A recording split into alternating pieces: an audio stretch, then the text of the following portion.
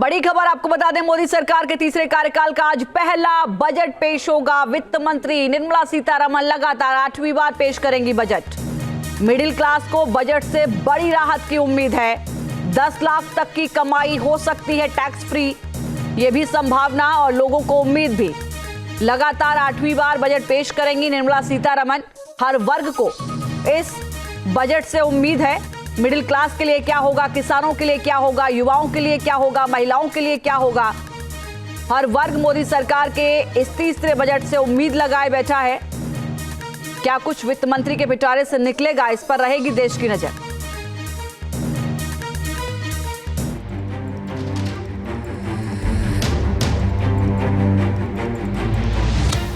मोदी सरकार के तीसरे कार्यकाल के पहले पूर्ण बजट का काउंटडाउन शुरू हो गया है।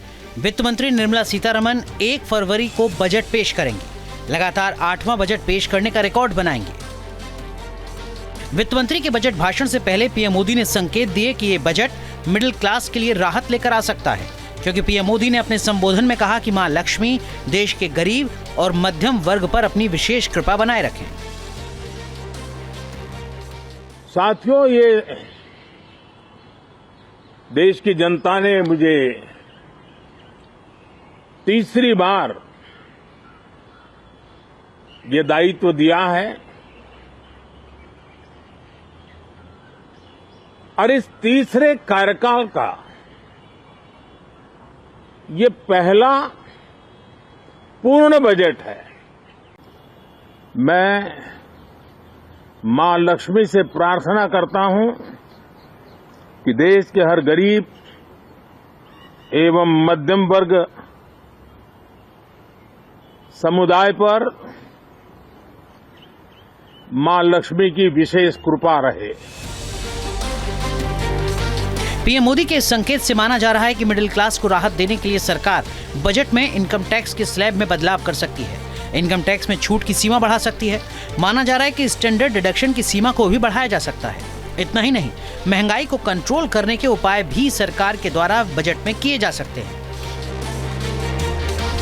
ये बजट मिडिल फैमिलीज़ के लिए ज़्यादा कारगर होना चाहिए। दरअसल काफ़ी कुछ खर्चे, ट्रांजैक्शंस और काफ़ी कुछ बढ़ रहे हैं, तो ऐसे में जो इनकम टैक्स में जो छूट है, हालांकि पिछली बार भी काफ़ी कुछ स्लैब्स में छूट दी हुई है, लेकिन इस बार बेहतर ये होगा कि लगभग 10 लाख रुपए तक की इनकम टैक्स में छूट दिया जाए, जो कि नए प्रोविजंस के तहत टोटल इनकम जो 10 लाख रुपए है तब की छूट दी जानी चाहिए। महंगाई और घटती आय से मिडिल क्लास पर टैक्स का बोझ बढ़ गया है। अर्थशास्त्री भी मानते हैं कि अगर मिडिल क्लास की जेब में पैसा नहीं होगा तो अर्थव्यवस्था की रफ्तार मंद हो सकती है।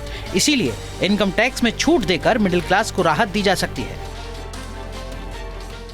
जो ये टैक्स के स्लैब्स है ना, थोड़ा कम होने चाहिए। एक ही सर्विस क्लास पे ही सिर्फ टैक्स लगे जा रहा है। जीएसटी जरूर अच्छी चीज़ है, पर सर्विस क्लास पे ही से ही गवर्नमेंट सारा टैक्स ले रही है और हाई इनकम ग्रुप में सबको डाल दिया गया है।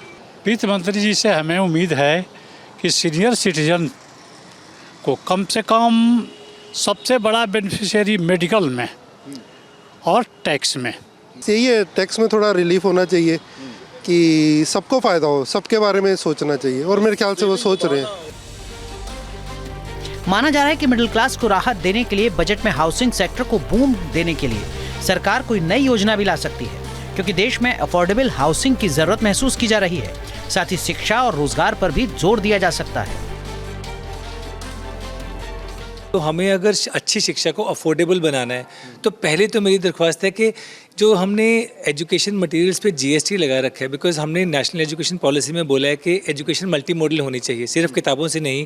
आप स्मार्ट क्लासेस से पढ़ाइए। अब स्मार्ट क्लासेस में इंटरेक्टिव पैनल, टैबलेट्स, इस पे 18 से 28% टैक्स है।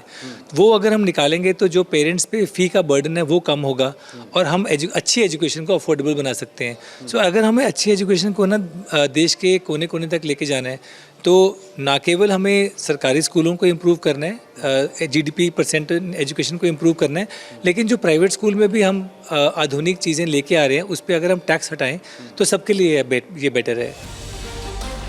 वित्त मंत्री ने संसद में इकोनॉमिक सर्वे भी पेश कर दिया है, जिसमें जीडीपी ग्रोथ 6.4% रहने की उम्मीद जताई गई है।